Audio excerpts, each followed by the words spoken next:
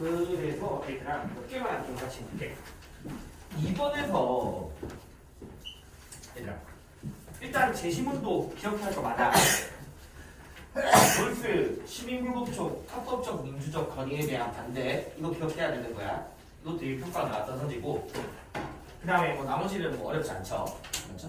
그리고 법에 반하는 것을 정연석에 나왔듯이 법의 경계선, 밖의 행위 이런 것들 다 알고 있어야 되고 그 다음에 이제 기억은 쉽잖아. 맞죠? 그래서 롤스에 따르면 언제나 구속력을 지니지 못한다가 틀린 이유가 심각하지 않은 부정의한 법이라면 거기에 대한 준법의 의무가 있으니까 구속력을 가질 수 있죠.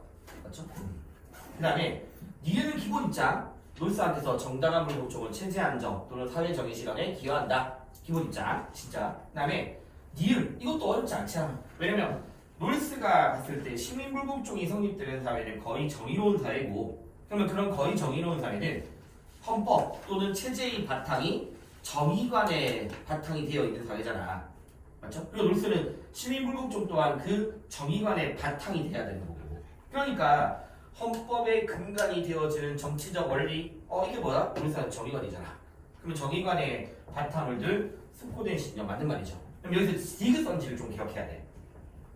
해설지도 넣어놨는데 이거 원전 그대로의 표현이거든. 알고 있으면 좋아. 알겠죠? 왜냐면 롤스가 결국 쉽게 말하는 거야. 봐봐.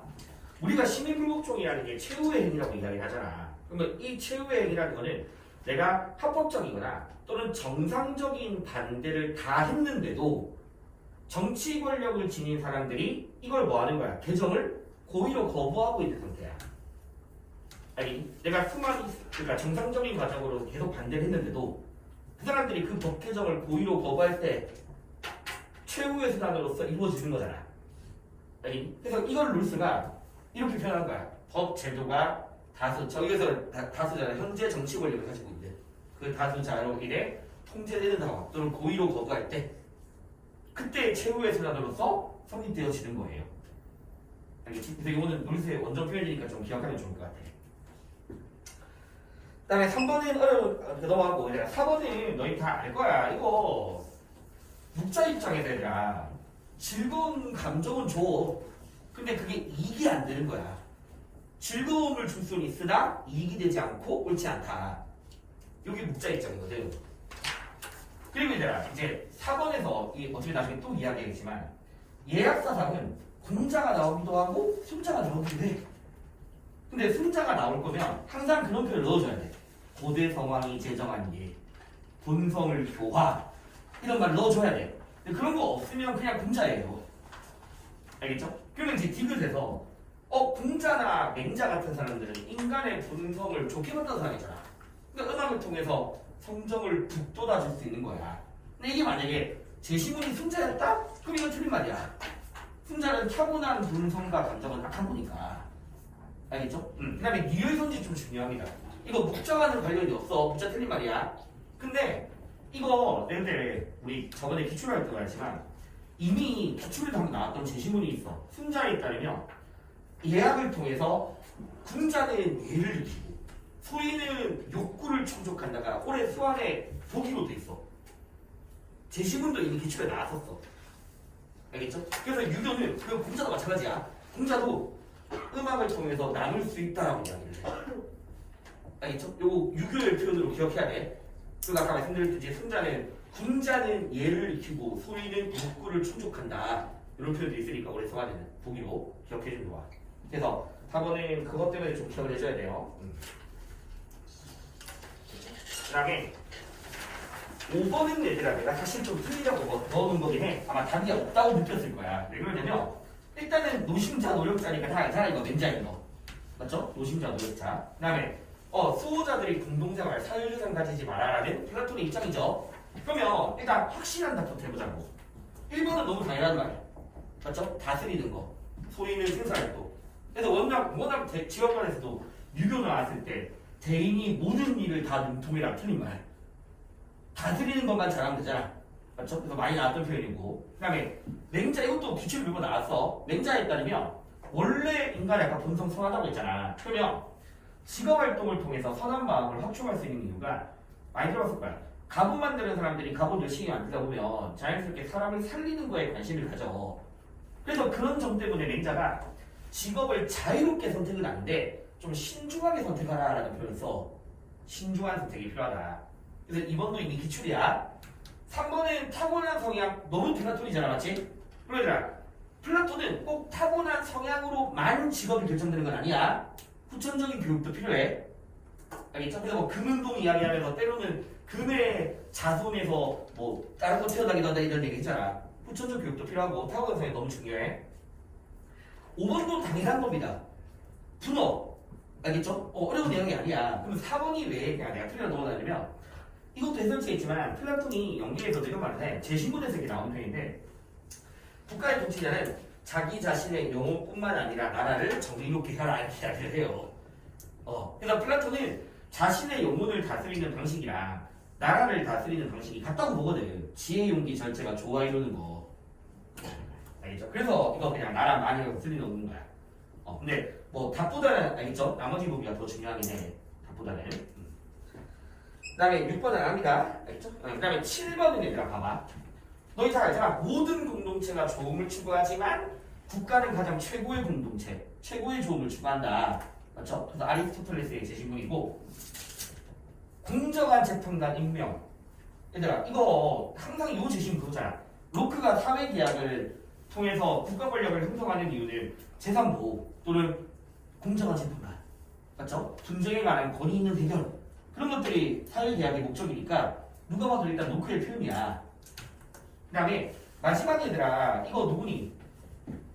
홉스죠? 맞죠? 그래서 모든 인간이 하나의 인격으로 결합되어진다. 그렇게 해서 만들어지는 인공적 권력이 바로 군주, 절대 권력, 리바이어던이라고 표현을 했던 거고. 근데 얘들아 자 그러면 1번이 왜 틀렸냐면 1번은 좀 알면 좋아. 이거 내가 기출 때 한번 말씀드렸는데 로크랑 아리스토텔레스의 차이야. 아리스토텔은 유교, 국가화식인 파트에서 어떤 차이가 있냐면 로크는 전형적인 자유주의자예요. 요 두 명은 공동체주의자야. 알겠죠? 그래서 국가를 바라보는 국가의 역할에 대한 입장의 차이가 있는 거야. 그러니까 국가라는 게 로크는 오로지 수단이야. 개인의 재산을 보장해줄 수 있는 수단으로서 보는 개인의 자유를 강조하거든. 근데 얘네들은 공동체주의다 보니까 국가가 사람들에게 훌륭한 삶, 도덕적인 삶 이런 것들을 권장하고 실현할 수 있도록 해줘야 돼. 훌륭한 삶과 도덕적 삶을 권장할 수 있도록. 로크가 그렇게 하면 안 돼, 국가는. 알겠죠? 그래서 이거는 좀 이거 제가 다지할 때 했던 이야기거든. 그래서 이거는 좀 기억하면 좋아. 근데 이게 의도한 건 아니고 올해 부평의 윤사에서는 요선지가 그대로 나왔어. 로크랑 아리스토텔레스. 그래서 알고 있으면 좋아. 알겠죠? 어차피 국가심에서 로크 아리스토도 나오잖아. 그래서 이거를 아리스토텔레스는 그렇게 봐. 로크는 아니야. 알겠죠? 로크는 아니라서. 그래서 어쨌든 존재하는 것이다. 1번은 맞는 말이에요. 답이 1번이라 해서.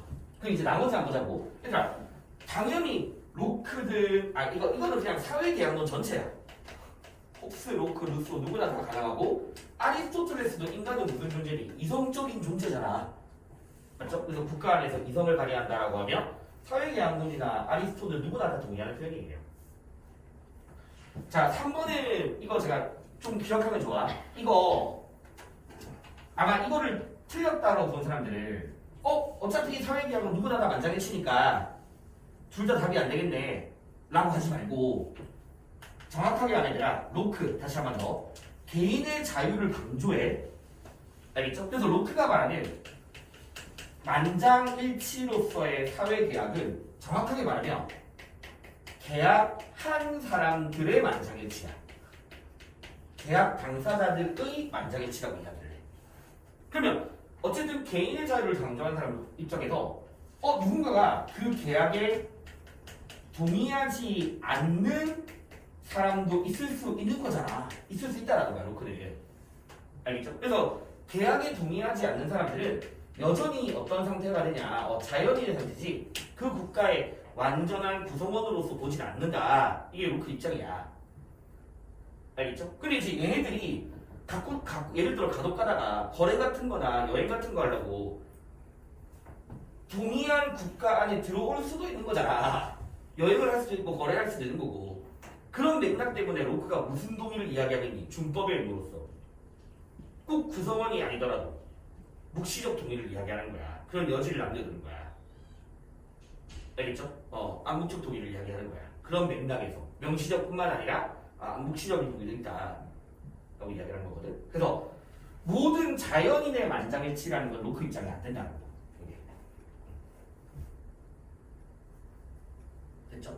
그다음에 얘들아, 이거는 누가 봐도 너무 쉬워하지? 흡수 입장이야. 흡수 입장이고, 이것도 뭐 어렵지 않고 사회계약론이라면 누구나 할 수 있고, 아리스토 절대 안 되고, 그렇죠? 아리스토는 자연적 본성적이잖아. 그래서 이런 내용들이 없고, 그다음에 오늘 얘들아 8번 하겠지만 이거 그런 거야. 이거 재작년 그 수능에서 5단별 1위가 동양사상이었거든. 40%짜리. 왜냐면 이런 식의 제시문이었어. 군자, 선비 이런 거 넣어가지고 애들이 이거 유교인 줄 알고 풀었다가 알고 보니까 도가였던 거지. 그래서 도가 제시문들이 그렇잖아. 유교는 별에, 맞죠? 이런 것들을 강조하지만 도가는 별에 아니잖아. 그래서 도가가 막 까는 거야. 하늘은 어질지 않은데, 하늘도 어질지 않고, 그리고 사람을 편애하지도 않고, 그리고 사람을 편애하는 사람은 선비나 군자가 아니다. 이런 식의 제시문들이 도가의 제시문이거든. 이거 도가 거예요. 이거 불교고요.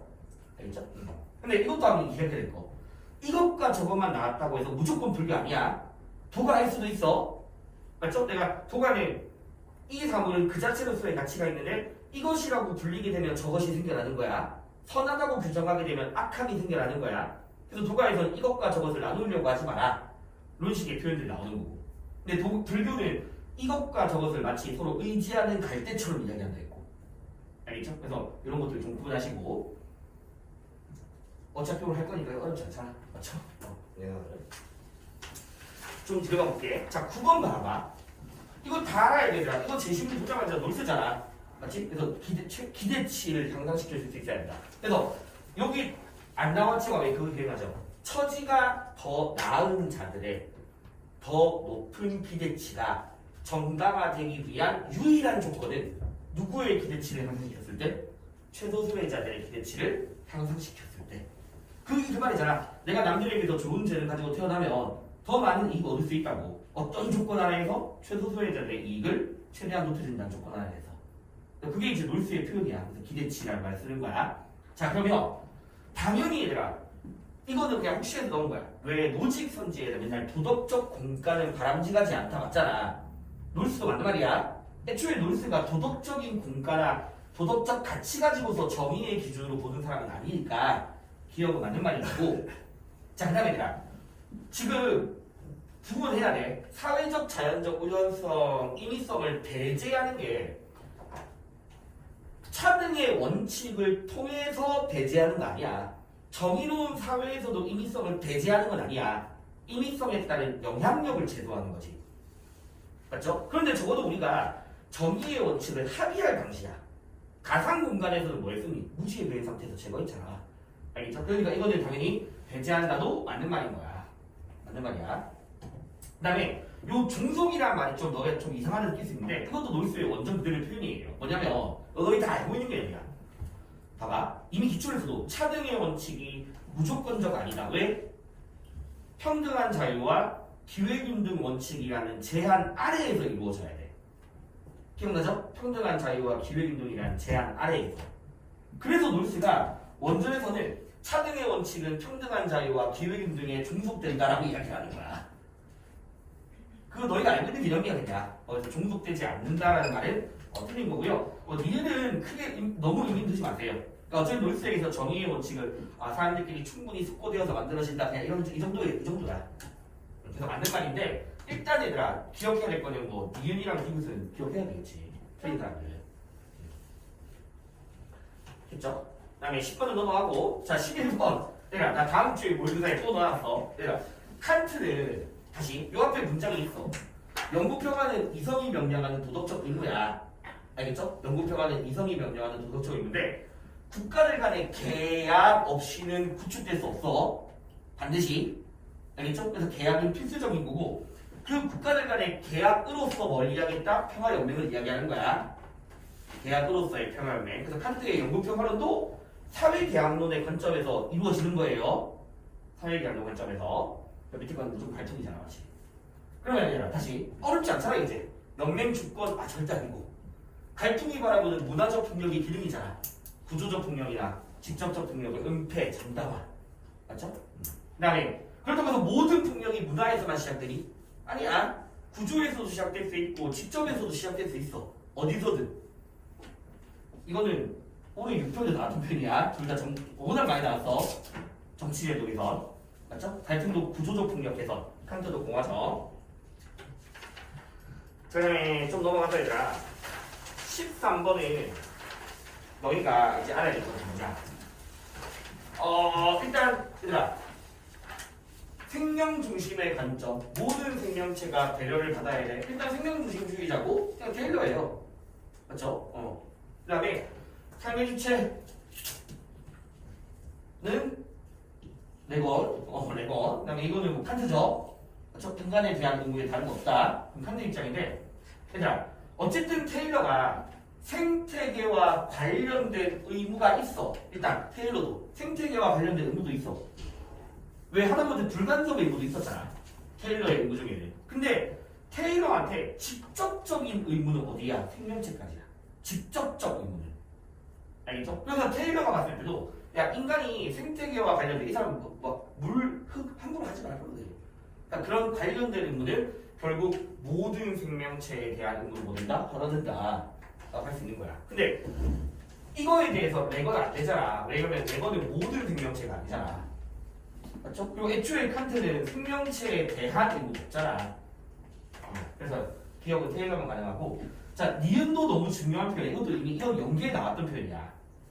테일러가 야생의 생명체에 좋은 결과를 가져오는 모든 행동이 자연 존중 태도가 아니래.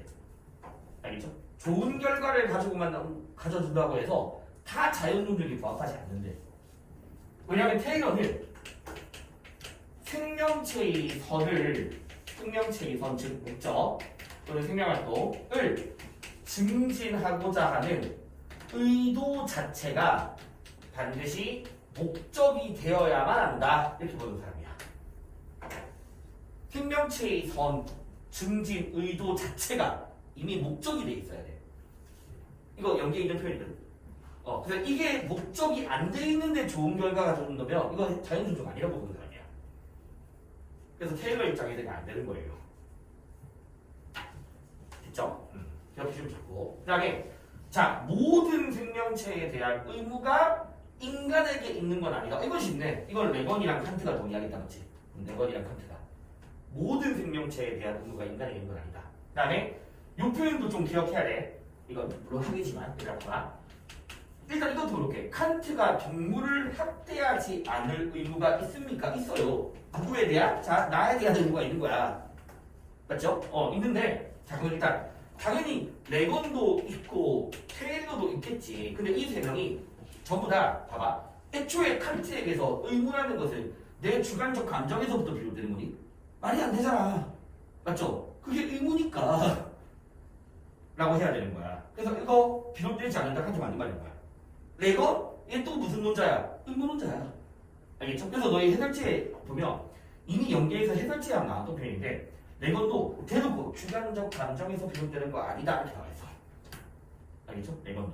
근데 같은 의무논자니까.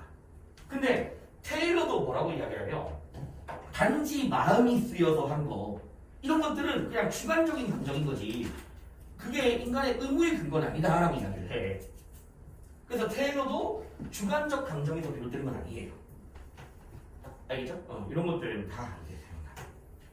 근데 내가 해설지에 마찬가지야. 이거 내가 봐봐. 참고로 누구를 좀 한번 알고 있으면 좋냐. 레오폴드야. 레오폴드. 그러니까 레오폴드가 저 감정이란 말을 써. 왜냐면 해설지에 있는데 인간과 돼지와의 관계는 인간이 돼지에 대한 사랑, 존경 또는 감탄 없이는 지속될 수 없다. 그러니까 이게 이제 레오폴드의 표현이거든. 지속될 수 없다. 알겠죠? 그래서 인간과 돼지와의 관계는 인간이 돼지에 대한 사랑, 존경, 감탄 으로부터 비롯된다. 라고 봐서 그나마 레건이 요 감정에 관련된 이야기를 좀 해요. 감정에 관련된 이야기를. 근데 적어도 저 세 명은 아니야. 알겠죠? 저 3명은 아니야. 자, 그 다음에 얘들아 좀 넘어가서 이제 14, 15, 16은 안 합니다. 오늘 어차피 중간은 그거 할 거고 이거 혹시 틀린 거나 모르는 사람 있으면 나한테 말해줘. 이따가 다시 알려줄게. 틀린 사람들은. 얘들아 17번은 그렇게 안 어렵거든. 17번은 각 제시문은 워낙 많이 나왔던 루소의 제시문이죠. 그렇죠? 특히 루소는 물론 사회계약을 통해서 국가를 만들면 생명을 보호하기 위한 거지만 무조건적인 건 아니에요. 맞죠? 다 주권적인 거야. 그래서 루소는 일반인신을 실현하려는 국가로부터 주권적으로 받는 선물이다 라고 이야기를 하는 거야. 칸트고. 그러면 이제 기업을 씌운 게 둘 다 오잖아, 맞지? 칸트든 루소든 살인자는 둘 다 시민적 인격을 상실해. 자격은. 그 다음에 니은은 칸트 절대 안 됩니다, 알겠죠? 칸트는 무조건 정의를 위한 거야. 구성원들의 생명을 보호하기 위해서가 아니야. 그 다음에 요거 칸트 가장 기본 내용이에요. 이제 내적 사악성에 비례한다. 사람을 죽이고자 하는 의도, 욕구와 같은 내적 사악성에 비례해야 되니까 살인자뿐만 아니라 명령자, 협력자 누구나 다 사형에 처해지지 않으면 안 된다 라고 이야기하잖아. 다 사람을 죽이고자 하는 의도가 있으니까. 그래서 칸트 입장에서 해야 됩니다. 그래서 이거는 뭐 어렵지 않았고. 그 다음에 얘들아 좀 넘어가서 19번 너무 쉽고 이것도 쉽고 20번도 봐봐. 20번도 싱어랑 놀스 입장인 건 알아야 돼 당연히. 맞죠? 근데 1번도 이미 기출이야. 원조 주체는 돈 낸 사람이잖아. 과도한 희생이 아닌 거지. 그 사람이 경제적 이익을 얻은 건 아니잖아. 알겠지? 그래서 1번은 기출이었고. 자, 근데 싱어가 이거 꼭 기억해야 돼. 효율성, 우선성 있어. 효율성에 따라서 누가 더 우선될 수 있잖아. 부자들의 빈국보다는 부유한 나라의 절대 빈곤보다는 가난한 나라의 절대 빈곤을 더 우선할 수 있잖아. 그게 더 효율적일 수 있다고 보는 거고. 그래서 이거 기억해야 되고. 그 다음에 3번은 기본 내용이죠. 맞죠? 놀스가 봤을 때 그 사회가 기아라든가 절대 빈곤이 나타나는 이유는 독재 또는 착취 또는 인권에 무관심한 통치자 등과 같은 정치 문화의 결합으로부터 비롯되는 거니까 그 사람의 태도를 개선하기 위해서 필요한 거지. 그리고 5번 놀스 절대 안 돼. 맞죠? 놀스는 이게 복지의 개선이 결과일 수는 있으나 이게 목적이 되면 안 돼. 그러면 4번이 왜 틀리냐면 물론 논문에 나온 표현이긴 하지만 어쨌든 작년 수능도 그렇고 재현도 그렇고 놀스는 그들이 스스로 자신들의 제도를 변화시킬 수 있도록 하는 능력을 갖출 때까지 원조를 하는 거야. 알겠죠? 그러니까 민주적 질서를 우리가 주입하거나 이런 강제라는 표현이 틀렸다라는 거예요. 주입하는 게 아니다. 물론 논문에 나온 표현이긴 하지만 알겠죠? 그들이 제도를 스스로 제도를 개선할 수 있도록 할 수 있는 영향을 갖춰주는 거야. 우리가 아예 그 제도를 주입시켜버리는 게 아니에요. 그래서 20번에 답을 드린 거죠. 됐지? 예, 요 정도 내용이었고 해설지 한번 보면서 좀 우리 사람들을 보시고. 자, 그 다음에 일단은 이거를 드릴 테니까 한번 받아봐. 이게 너희 시험 이제 한 8주 정도 남았을 때 말했잖아. 우리 모의서 엄청 풀 거라고 과제로. 근데 이게 한 방에 하니까 너무 두꺼워서 안 되겠더라. 너희 해설지 보기 좀 많더라고. 그래서 14회로 총 28회입니다. 모의고사 14회. 그래서 이걸 얘들아 약속을 해야 돼. 과제로 3회. 과제로 3회 너무 작지? 4회? 3회 너무 작나? 근데 뭐가 또 있냐면 이거는 검사할 과제는 아닌데 일단 매주 받으실 거야. 이게 뭐냐면 우리가 이제 어쨌든 단원별로 이제 최종 정리하면서 OX를 하는데 그러다 보니까 너희가 시험제를 좀 풀고 싶은 욕구가 있을 것 같아서 보면 있지만 그 분배 정의부터 해서 어려운 문제만 총 40문제예요. 조금 난이도가 있어. 해설지도 엄청 자세하니까 요거는 알아서 풀어봐. 그리고 이따가 내가 OX 이제 우리가 할 건데 어제 내가 시간을 추구하다 보니까 좀 빨리빨리 푼 애들이 있거든. 그래서 그때 이거 하고 배우냐. 가만히 앉아있지 말고 이거 하라고 준 거야. 알겠죠? 그래서 그럼 이렇게 하면 매주 20문 이게 40문제거든. 내가 매주 40문제를 줄 거야. 이런 식의 문제를. 그럼 이거랑 모의고사 3회 시간은 총 100문제거든. 그렇지. 100문제 정도는 그냥 틀리고로 좀 다 그래도. 그러니까 모의고사는 3세트씩 하고. 네. 시험 문제는 꼭 풀어도 되고 안 풀어도 되는데 풀면 도움 된다 무조건. 무조건 도움 됩니다. 무조건. 그래서 이런 거 하면서 자기가 틀렸던 선지들 중에서 좀 해야 되는 것들이 있으면 바로 아까 말 저번에 말 성질 어떻게 하는 좀 만들고. 그리고 이제 파이널 교재가 내가 이게 지금 아직 조금 완성을 못했어. 일단 내가 이번 주만 프린트 볼 건데 이게 뭐냐면 봐봐. 일단 주고 봐줄게. 이제 개념보다는 너희들이 직접 OX하고 좀 계속 해야 되니까 요게 최근 그래도 한 2년치의 연계랑 평가원이랑 나 시중에 나와 있는 진짜 거짓말해도 모의고사 100문제 정도 풀었거든. 그럼 거기서 내가 풀었을 때 이 선지는 좀 변형을 해볼 만하다 싶은 선지들. 그리고 내가 봤을 때 1초 만에 답이 안 나오는 선지들. 그리고 너희가 봤을 때 내가 봤을 때 이 선지는 연계에서 나오니까 연계 중에서 좀 중요하다 싶은 고난이도의 선지만 나왔어. 기본적인 거 말고.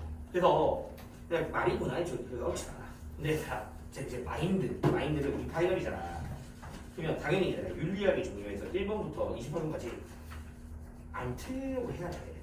OX 이거 제 마지막이니까.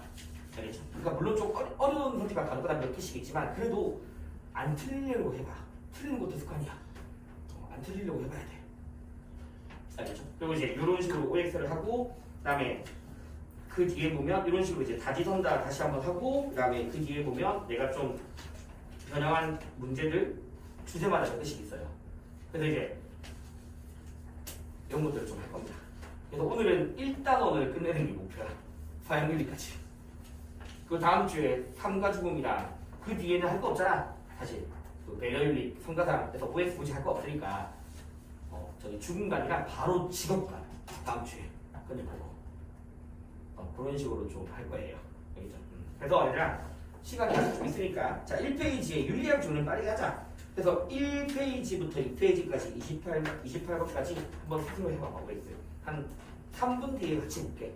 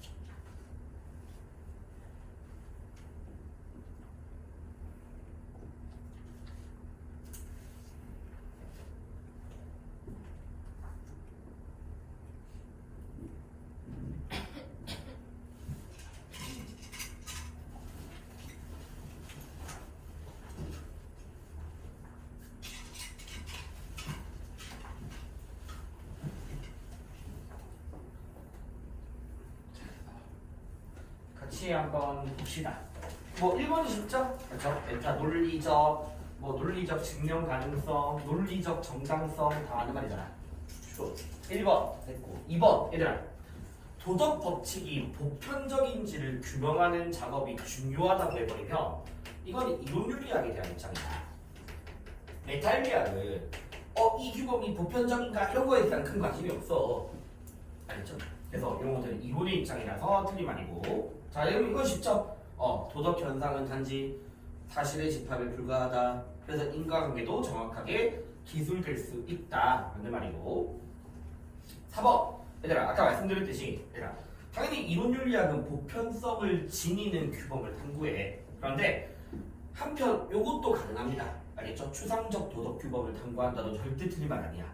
왜냐면 예를 들어서 이론윤리학에서도 칸트 같은 사람들이 막 구체적이진 않잖아. 그렇죠? 그래서 너무 추상적이다 보니까 현실의 문제를 구체적으로 해결하기 어려워서 실천윤리학이 등장한 거거든. 그래서 너희가 혹시 얘들아 봐봐. 그리고 한 개만 더 하자. 추상적이고 또는 객관적인 도덕 법칙도 맞는 말이야. 알겠죠? 물론 이론윤리학은 가치 판단이 전제된 학문이지만 가치 판단, 옳고 그름이라는 가치 판단이 전제된 학문이지만 왜 객관적인 도덕 규범이라고 표현을 쓰냐면 어쨌든 모두가 다 받아들일 수 있는 보편적인 규범이어야 되는 거잖아. 그래서 작년에도 어떤 식의 표현이 나오냐면 보편성을 가지는 규범이기 때문에 판단자의 주관적인 견해에 의존하지 않는다. 이렇게 이제 나온 적이 있어. 판단자의 주관적 견해에 의존하지 않는다. 누구나 다 받아들일 수 있는 보편적 규범이어야 되니까. 그래서 이거 작년 수능에서도 객관적이란 말이 나왔었어. 이론윤리학에서. 알겠죠? 보편적, 객관적, 추상적 도덕 규범을 탐구한다는 맞는 말이야. 그래서 다 맞는 말. 됐죠? 네, 그 다음에 5번. 얘들아, 이거 아까 똑같네. 추론. 특히 메타윤리학은 무슨 연구가 이루어지냐? 인식론적인 연구가 이루어지잖아. 맞죠? 인식론적인 연구. 그래서 이론윤리학이 아니라 메타에 대한 연구고. 메타. 자, 그 다음에 요 표현도 현대사회에 나왔다고 해서 바로 실천하지 말고 개념을 명료화하자. 알겠죠? 개념을 명료화하는 건 누구 입장이냐면 이것도 메타윤리학의 입장이에요.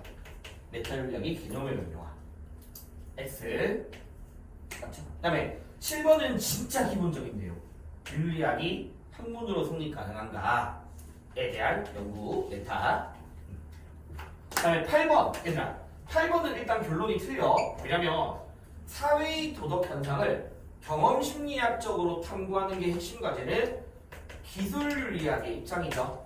맞죠? 기술윤리학의 입장이고 예전에 한번 교육청에서 어떤 문제도 있었냐면 규범윤리학자들이 봤을 때 야, 시대와 장소를 초월하는 보편적 규범을 제시해야 되는데 기술윤리학은 그냥 변화하는 규범을 객관적으로 다루기만 해.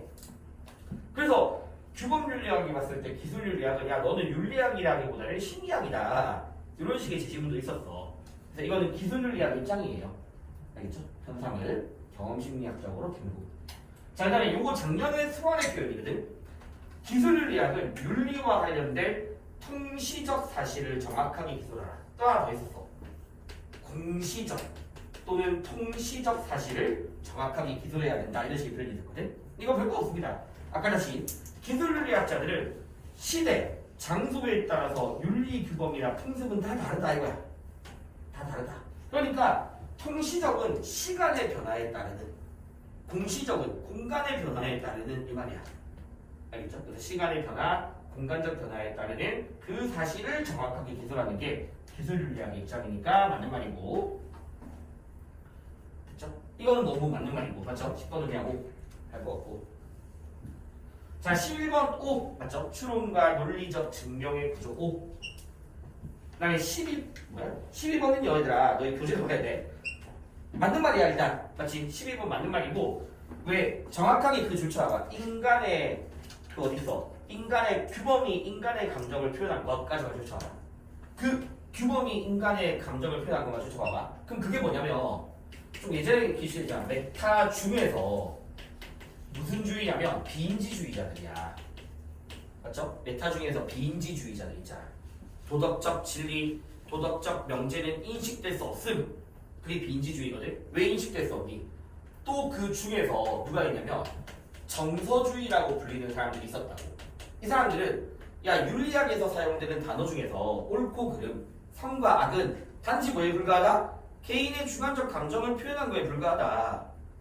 알겠죠? 주관적 감정을 표현한 거에 불과한 거니까 그런 도덕적 명제는 사람들이 뭐 될 수 없는 거? 인식될 수 없는 거.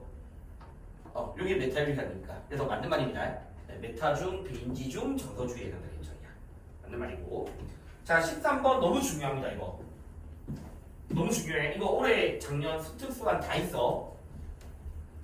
역사적인 순서 기억하라고 했죠. 일단 이건 되게 간단해. 이론이 제일 먼저야. 맞죠? 고대부터 내가 일단 다 말해줄게.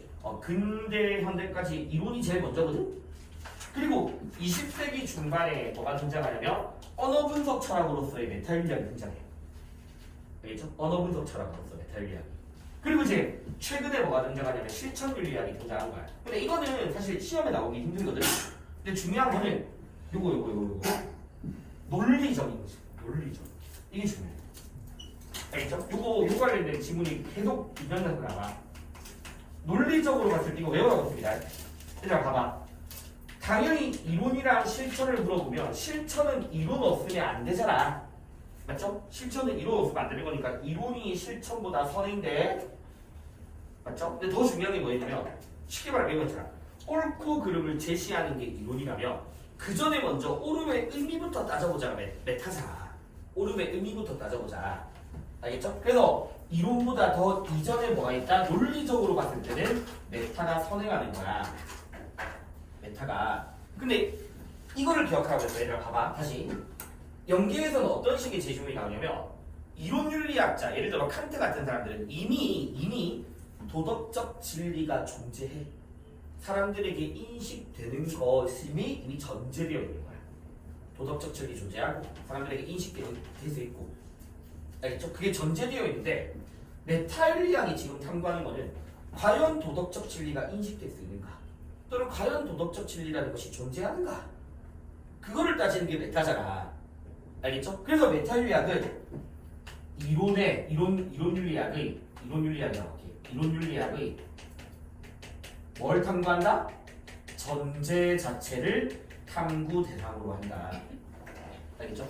메타는 이미 이론윤리학이 전제되어 있는 것 자체를 탐구하는 거야. 그래서 논리적으로도 뭐한다? 선행한다 라고 이야기를 하는 거지. 이거 너무 중요한 얘기지 지금. 아직까지 평가에서 교재 나온 적 없지만 연계에서 계속 나와 이거.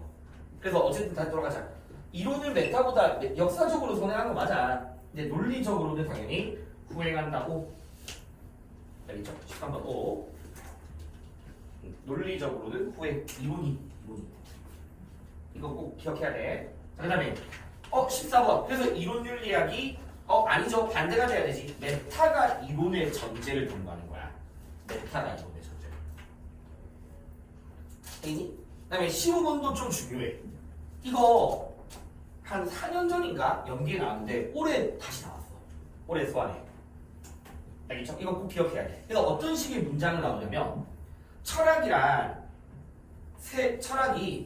세계에 관한 철학은 세계에 관한 이론을 개진하는 것이 아니라, 알겠죠? 이론을 개진하는 것이 아니라 세계에 관한 진술을 대상으로 삼아야 된다라는 글이 있어. 그 글을 누구 입장이냐면 메타 입장에서 쓴 글이야. 그럼 이제 정리한 다시 결론. 세계에 관한 이론을 개진하는 것이 철학의 목적이다라고 하면 이건 이론윤리학이에요. 이건 이론윤리학이야. 알겠죠? 그런데 철학이란 세계에 관한 그 진술을 대상으로 한다. 자, 얘들아, 내가 아까 그랬잖아. 메타는 언어 분석 철학이라니까. 얘도 철학은 철학인데 언어 철학이야. 그래서 윤리학에서 사용되는 용어, 진술, 명제 그런 것들을 대상으로 하는 게 메타윤리학의 입장이거든. 그래서 세계에 관한 진술을 대상으로 하는 게 누구 입장이다? 메타윤리학 입장이다. 알겠죠? 메타윤리학 입장이니까 15번은 어쨌든 틀린 말입니다. 이것도 올해 연계 나오는 편이야. 자, 그다음에 이건 아까 했던 거죠. 도덕적 진리가 뭐 하는가? 존재하는가? 인식되는가? 존재론적 연구, 인식론적인 연구 이런 것들이 메타니까 라는 말이지.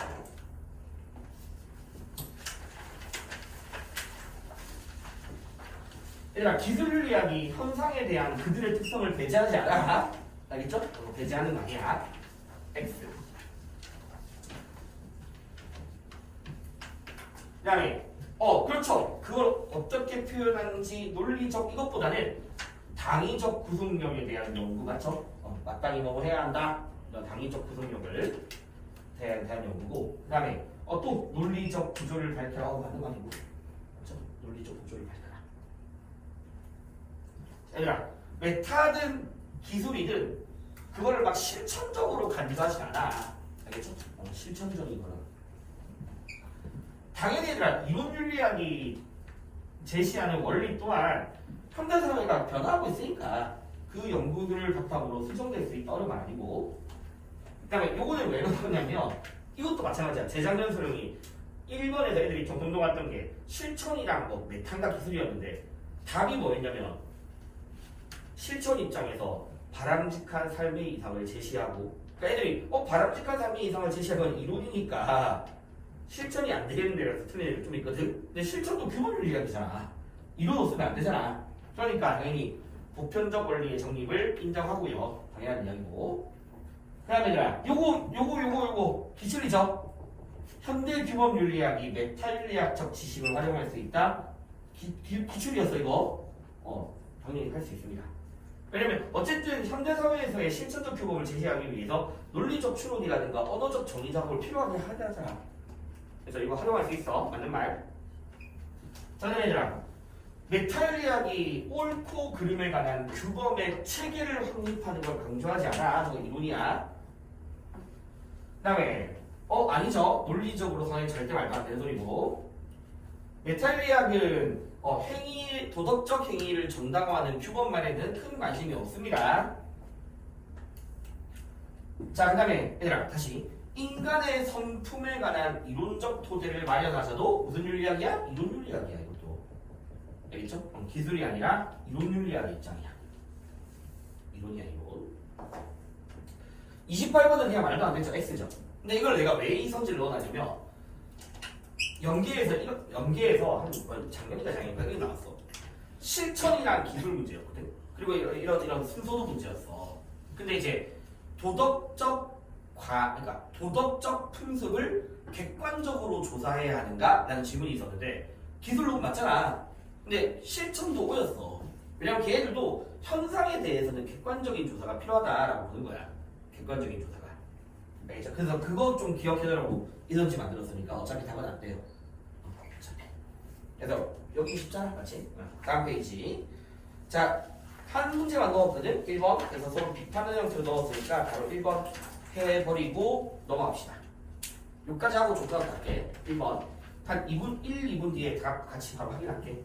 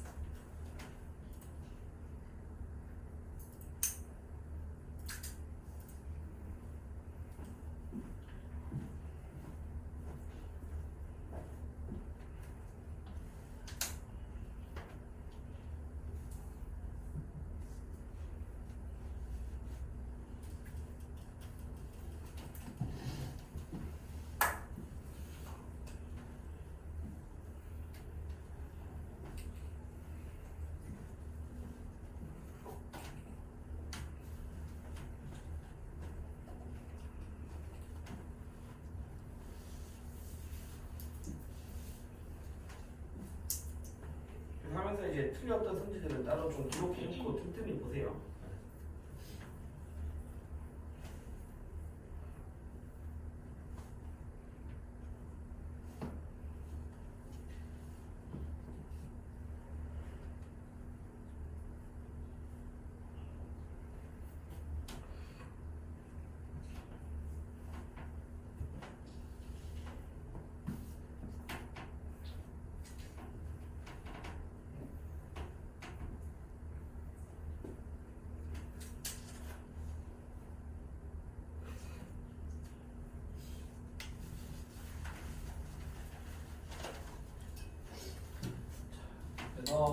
같이 한번 볼 건데 얘들아 그 전에 이거부터 보자고. 1번에 6번 봐봐. 언어적 정의 작업에 대한 필요성을 강조한다. 지금 시니까 갑은 어쨌든 실천, 을은 기술, 병은 메타죠. 맞죠? 응, 메타인데 6번에 언어적 정의 작업에 대한 필요성을 강조한다라고 메타가 기술한테 비판을 못해 일단 X야 이거. 왜 쓰냐? 요 표현부터 보자. 요거 작년에 소환해 주십니다. 이건데 나랑 수업 때 다시 선택했던 이야기야. 한번 봐봐 빨리. 언어에 대한 정의 작업은 이론을 위한 선행이다. 근데 언어적 정의를 그친다면 이건 예비다. 이것만 가지고 하면 안 된다. 이게 본업이 아니래. 그러니까 뭔가 지금 계속 메타를 까고 있잖아, 맞지? 언어적 정의 작업이 본업이 아니라고. 근데 또 뒤에 한번 봐봐. 오히려 윤리학은 언어적 정의를 통해 획득한 선과 관련된 지식을 경험 심리학적으로 설명. 갑자기 기술을 틀어내. 기술이 있죠. 그렇죠. 경험 심리학적으로 설명. 즉 심리학에 근거한 사실과학이고 현상을 설명하고자 하는 게 핵심 과제인데 그걸 하기 위해서 도덕 언어에 대한 탐구가 필요하다. 그러니까 이제 여기서 말하는 요지는 어쨌든 메타는 선과 관련된 정의 작업을 해. 맞죠? 근데 기술윤리학자들이 봤을 때는 그러면 선과 악에 대한 정의 작업을 했으면 그 정의를 바탕으로 현상을 객관적으로 설명해야 한다. 이렇게 지금 기술이 이야기하고 있는 거야. 알겠죠? 그러면 내가 말하고 싶은 거 아까 우리 기출이라고 했으면서 현대 규범 윤리학이 메타적 지식을 활용할 수 있다 했잖아. 근데 뭐도 활용할 수 있다? 기술도 메타적 지식을 활용할 수 있다라는 걸 같이 기억하라고. 알겠지? 기술 윤리학도 메타적 지식을 활용할 수 있어. 되겠니 얘들아? 그리고 물론 현대 규범 윤리학인 실천 윤리학은 꼭 메타뿐만 아니라 기술 윤리학의 지식도 활용해. 학제적인 요구니까. 그럼 다시 돌아가서 6번에서 언어적 정의 작업에 대한 필요성은 물론 메타가 동의하겠지. 그렇다고 해서 기술이 이거를 부정하는 사람이 아니라고요. 알겠죠? 기술도 동의한다. 1번을 기억하면 되고, 자 나머지는 빨리 합시다. 자, 1번에서 말해버릴게. 핵심 과제. 아까 제가 객관적 도덕 원리 이론 가능하다 했고, 이거를 통해서 실생활의 문제를 해결하자. 맞는 말이죠. 실천 O. 맞죠? 기술이 이런 문제 해결에 관심 없잖아. 정답 O. 자, 그 다음에 얘들아 2번 봐봐. 이거는 너무 기술의 입장이잖아, 맞지? 기술의 입장이라서 답 X. 지금 A는 누가 누구를 비판하지 않을지. 자, 그 다음에 3번. 시공을 초월하는 보편타당한 도덕 법칙이 필요하다 라고 했는데 일단 이론은 너무 필요합니다. 맞죠? 근데 기술은요, 애초에 아까도 말씀드렸듯이 이들은 그거 관심 없다고. 어차피 도덕 규범을 시대, 장소에 따라 바뀐다는 거야. 그렇죠? 그래서 그런 것들이 필요하다는 이미 기술이 X야. 그래서 이런 식의 문제도 있었다고 얘들아. 왜 규범 윤리학자들이 봤을 때 기술 윤리학은 뭐로 이어질 수 있다? 윤리적 상대주의로 나타날 수 있다. 이렇게 비판하는 문제도 있어. 너처럼 그런 보편적 규범 부정해버리면 애초에 윤리 자체를 부정할 수 있다. 알겠죠? 그래서 필요하다 기술 절대 아니고요. 자, 그다음에 얘들아, 도덕이 어떻게 나타나는지에 대한 인과적 설명이 필요하다. 누구 입장이다? 기술의 입장이잖아. 알겠죠? 기술의 입장이야. 그래서 얘들아, 그냥 듣고 바라버려. 너희 왜 막 진화윤리학이니 신경윤리학 배우잖아. 근데 몰라도 돼. 진화윤리학은 기술윤리학의 한 일종이야. 알겠죠? 이거 진화윤리학 느낌 나잖아. 도덕이 어떻게 나타나는 거에 대한. 원래 진화윤리학이 기술윤리학의 한 부류예요. 근데 어쨌든 여기까지 필요 없는데 어쨌든 기술의 입장이야. 알겠죠? 기술의 입장. 이 표현은 기술의 입장이야. 얘들아 맞는 말 알겠죠? 5번 본질이 언어의 의미 분석이다. 너무 메타 표현이죠? 그래서 이것도 맞는 말 됐니? 그래서 답은 1, 4, 5. 자, 그 다음에 아까 6번 했으니까 넘어갈게. X, 답 X. 언어적 정의 작업 필요하다. X. 자, 그 다음에 과학적, 객관적 똑같은 말 맞죠? 과학적, 객관적, 가치윤리적 똑같은 말이니까 관행을 객관적으로 탐구하는 것의 중요성이라고 나와 있으니까 얘들아 당연히 관행을 객관적으로 탐구하는 게 중요해 라는 거는 기술은 오고 맞죠? 기술이 오잖아. 기술이 오고 됐죠? 메타가 이런 것들을 막 본질이고 중요하다 보는 사람은 아닙니다. 알겠죠? 그래서 정답 O. 자, 그 다음에 이 표현을 좀 애기 헷갈리는데 봐봐. 행위의 도덕성에 대한 정당화 조건에 대한 경우까지. 요거는 작년에 수원의 표현이었는데 이렇게 하면 돼. 칸트, 이 행위가 왜 도덕적으로 정당해? 의무로부터 비롯된 거니까. 공리주의, 이 행동이 왜 도덕적으로 정당해? 전체 행복이 기여했으니까. 아키라스, 이 행동이 왜 도덕적으로 정당해? 신의 의지에 따랐으니까. 누군지 알겠죠? 이론이야, 이론 이거. 이거는 이론의 입장이야. 그래서 D랑 아무런 관련이 없어. 답 아닙니다. 자, 그 다음에 1을 보니까 문장의 의미를 연구하는 것이다. 당연히 메타 입장이죠. 그리고 당연히 실천 아니니까 당연히 맞는 말. 그 다음에 사실로서의 도덕이다. 당위로서의 도덕 탐구. 이거는 오히려 규범 윤리학의 입장이잖아. 이론이나 실천과 같은. 규범의 입장이니까 답 X. 11번. 실천 윤리학의 입장이네요. 그렇죠? 실천 윤리학의 입장이니까 맞는 말 O. O. 답은 O. 자, 그다음에 이거 애초에 누구 입장이 안 되니? 실천의 입장이 안 되죠. 학제적 연구 기억하잖아. 알겠지? 학제적 연구. 여러 학문의 지식을 필요로 한다. 학제적 연구. 그러니까 실천 입장에서 틀림하는 거지. 그래서 이런 내용들이었어요. 그래서 윤리학의 종류에서 아마 너희가 좀 새로운데 싶은 표현들은 몇 개 있을 거야. 근데 그거 외에는 다 무난하게 나올 겁니다. 자, 그래서 문제는 잠시 놔둘게. 넘어가자. 여기 문제 쉽잖아. 동양윤리를 좀 했는데 동양윤리도 어렵게는 안 나와. 알겠지? 근데 막 그런 식으로 아까 말했지만 도가 지시문 가지고 유교로 헷갈리고 그런 행동만 안 하면 돼. 여기가 막 그렇게 어렵게 나진 않아. 그리고 뻔하잖아. 유교도가 나올 때 맨날 물어보는 패턴이 도라는 것에 대해서 둘 다 공통이다 이런 것도 있잖아. 근데 내가 좀 디테일하게 다시 OX를 해줄 테니까 이거 조금만 끌었다가 같이 한번 확인하고 넘어갑시다. 지금 53분이니까 10분 기다릴게.